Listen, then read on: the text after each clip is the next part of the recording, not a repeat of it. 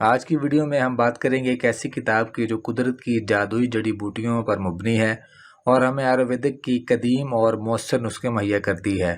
جی ہاں، میں بات کر رہا ہوں آیورویدک جڑی بوٹیاں، جو کہ کویراج جگن ناتھ وید وچسپتی صاحب کی تحریر کردہ ہے۔ اس کتاب میں نہ صرف پاکستان اور بھارت کی مشہور جڑی بوٹیوں کی تفصیلات دی گئی ہے، بلکہ ان جڑی بوٹیوں کے مختلف نام اور ان کے استعمال کے طریقے بھی درج کیے گئے ہیں۔ اس کے علاوہ جڑی بوٹیوں کی رنگین تصاویر بھی اس کتاب میں شامل ہیں۔ اس ویڈیو میں ہم کتاب کے پہلے چند اہم حصوں کا جائزہ لیں گے اور جانیں گے کہ یہ بوٹیاں کس طرح ہماری صحت اور زندگی پر مثبت اثر ڈال سکتی ہیں۔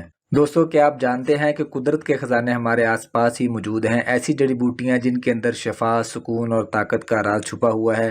صدیوں پہلے ہمارے بزرگوں نے ان جڑی بوٹیوں سے ایسے نسخے بنائے جنہوں نے نہ جانے کتنی زندگیاں بدل ڈالیں۔ آج ہم اسی علم کے خزانے کا دروازہ کھولنے جا رہے ہیں، ایک ایسی کتاب کے ذریعے جس کا نام ہے آیورویدک جڑی بوٹیاں۔ یہ کتاب ہمیں لے جاتی ہے ایک ایسے سفر پر جہاں پر بوٹی ایک راز رکھتی ہے، ہر پتا شفا دیتا ہے اور ہر جڑ ہمیں قدرت کی حکمت کا سبق دیتی ہے۔ کیا آپ تیار ہیں جاننے کے لیے کہ آیورویدک علم نے کس طرح جڑی بوٹیوں کو علاج اور سکون کا ذریعہ بنایا؟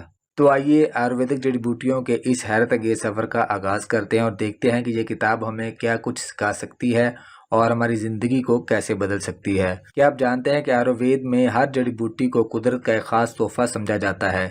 یہ بوٹیاں صدیوں سے بھارتی اور پاکستان روایتی طبیبوں کے زیر استعمال ہیں۔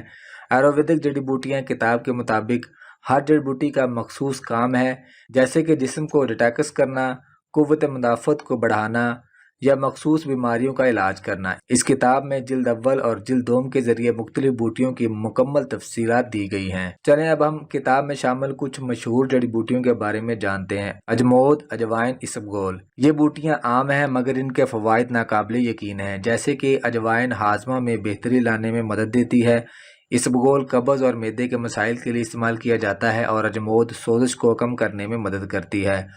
آیوروید میں ان کا استعمال نہایت خاص طریقے سے کیا جاتا ہے۔ اس کتاب میں ان کے مختلف نام بھی شامل ہیں جو مختلف زبانوں میں پہچانے جاتے ہیں تاکہ ہر کسی کو ان بوٹیوں کو سمجھنے میں آسانی ہو۔ اس کے علاوہ اب ہم بات کرتے ہیں دو خاص جڑی بوٹیوں کی، برہمی اور منڈوک پرنی۔ آیوروید میں برہمی کو ذہنی سکون اور یادداشت کے لیے بہت مفید مانا گیا ہے۔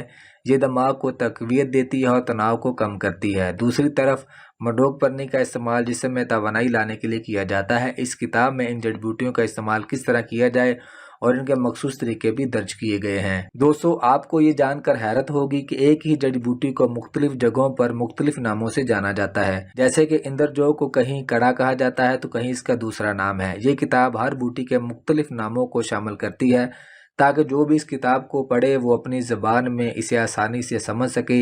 یہ آیورویدک جڑی بوٹیوں کے علم کو عام کرنے میں اہم کردار ادا کرتا ہے۔ چلے اب بات کرتے ہیں کہ ان جڑی بوٹیوں سے آیورویدک دوائیاں کیسے تیار کی جاتی ہیں۔ کتاب میں نہایت تفصیل سے بتایا گیا ہے کہ کس بوٹی کو کتنے مقدار میں استعمال کرنا ہے اور اس کے کشتہ جات یعنی دوائی کے خشک مرکب کیسے بنائے جاتے ہیں۔ مثال کے طور پر جل نیم کو مخصوص طریقے سے تیار کیا جاتا ہے تاکہ اس کے اثرات زیادہ سے زیادہ ہوں۔